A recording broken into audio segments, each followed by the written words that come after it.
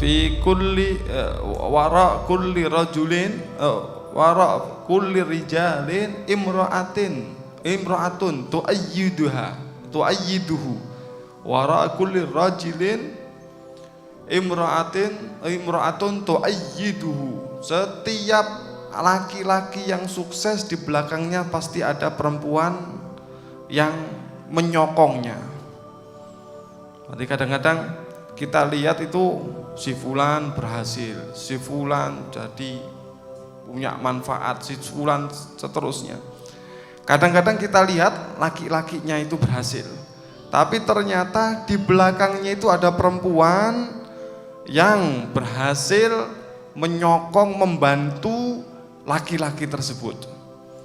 Berarti perempuan itu seperti itu dari dulu, hadirin wal hadirat rahimakumullah. Mereka itu punya peranan penting tapi di balik layar. Bahkan imam-imam madhab itu banyak yang berhasil berkat siapa? Ibunya, berkat perempuan. Imam Syafi'i berhasil sebab ibunya. Berarti cerdas luar biasa. Bahkan ketika berhasil menyelesaikan hafalannya, pulang gedor-gedor pintu. Kemudian ditanya, siapa? Anakmu. Siapa? Muhammad bin Idris. Muhammad bin Idris siapa? Anakmu. Siapa? Tidak kenal, dibilang. Dibuka. Ibu saya. Dibilang, enggak. Anak saya enggak seperti itu akhlaknya. Tambah ilmu kok enggak tambah akhlak. Tambah ilmu tambah enggak adab.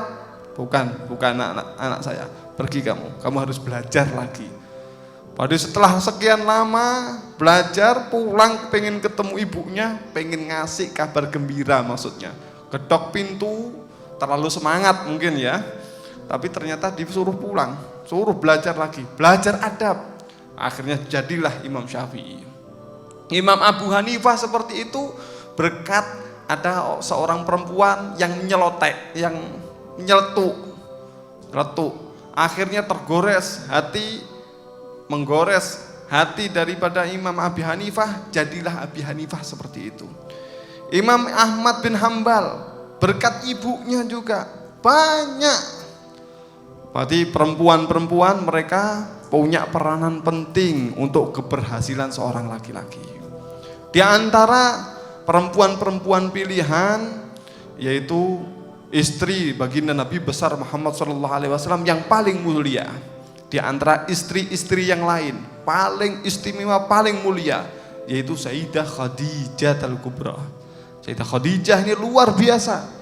Ketika menikah dengan baginda Nabi besar Muhammad SAW itu all out bahasanya, totalitas. Apa yang beliau punya itu semuanya untuk Nabi Muhammad SAW. Nah, oleh karenanya ini sampai dikatakan begini, kenapa ya Nabi Muhammad ketika sama Sayyidah Khadijah itu tidak punya istri lain? Istrinya waktu itu siapa? Sayyidah Khadijah saja, betul ya? Punya istri lagi tidak? Waktu masih Sayyidah Khadijah hidup? Tidak ada. Ketika Sayyidah Khadijah meninggal, istrinya banyak, Nabi Muhammad SAW. Kenapa kok seperti itu? Karena Sayyidah Khadijah totalitas. Ibu-ibu, nah, ini pertanyaan ngoten niku. Nggih. Nek totalitas berarti nggih ndak perlu dijadikan serep. Nggih.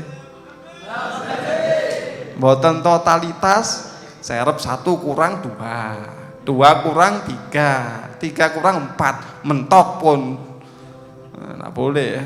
Nggih. Tapi yang jelas seperti itu, memang karena Sayyidah Khadijah totalitas. Sayyidah Khadijah ini menikah dengan Nabi Muhammad SAW umur berapa? 40 tahun, janda, punya anak.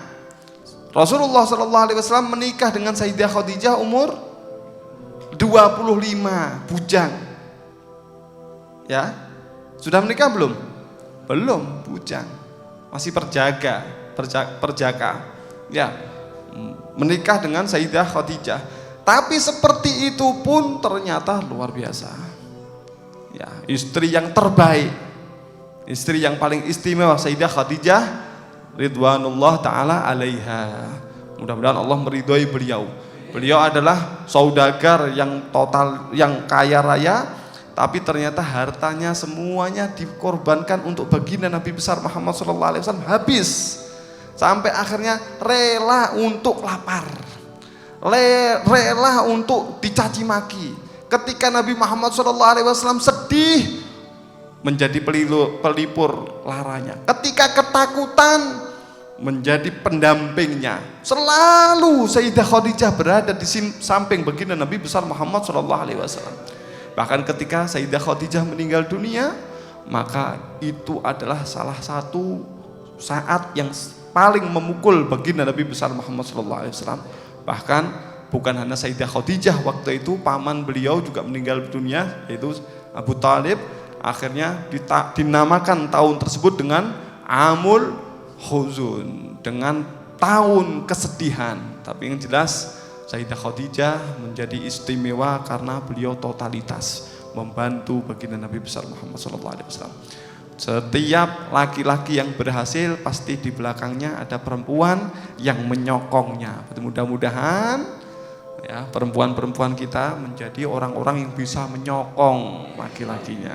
Mudah-mudahan bareng-bareng ya, yang laki yang perempuan bareng-bareng masuk surga, bareng-bareng menjadi orang yang mulia, bareng-bareng mendapatkan kedudukan yang tinggi di sisi Allah Subhanahu wa taala. Melihat berkaca kepada ibu kita semuanya, Ummul Mukminin, yaitu Sayyidah Khadijah ridwanullah taala.